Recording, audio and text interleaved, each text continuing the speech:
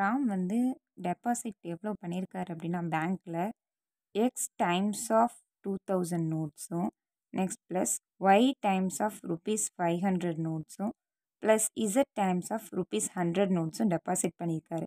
இப்போ வேரியபிள்ஸும் நம்பர்ஸும் இருக்கும்போது நம்பர்ஸ் தான் ஃபஸ்ட்டு போடுவோம், நெக்ஸ்ட்டு வேரியபிள்ஸ் போடுவோம் மல்டிப்ளை பண்ணுறப்ப. So ₹2000x plus ₹500y plus ₹100zன்னு போட்டிருக்கோம்.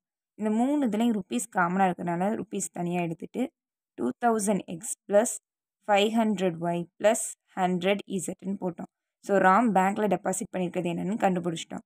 நெக்ஸ்ட்டு வேலன் என்ன பேங்க்கில் டெபாசிட் பண்ணியிருக்காரு அப்படின்னா 3xy times of Ram deposited. Ram deposit பண்ணதை விட 3xy டைம்ஸ் வந்து வேலன் வந்து டெபாசிட் பண்ணியிருக்காருன்னு சொல்லியிருக்காங்க. ஸோ 3xy டைம்ஸ்னால என்னன்னு அர்த்தம், மல்டிப்ளை பண்ணுறது ப்ராடக்ட்னு அர்த்தம். ஸோ மல்டிப்ளை ப்ராடக்ட் பண்ணிவிட்டு ராம் டெபாசிட்டட் எவ்வளோன்னு கண்டுபிடிச்சிட்டோம், ₹2000x ப்ளஸ் 500y ப்ளஸ் 100zன்னு தெரியும். இப்போ ரெண்டு டேர்மை என்ன பண்ண போகிறோம், மல்டிப்ளை பண்ண போகிறோம். ஸோ ஃபஸ்ட்டு என்ன இருக்குது, 3xy into ₹2000x plus 3xy into ₹500y plus 3xy into ₹100z.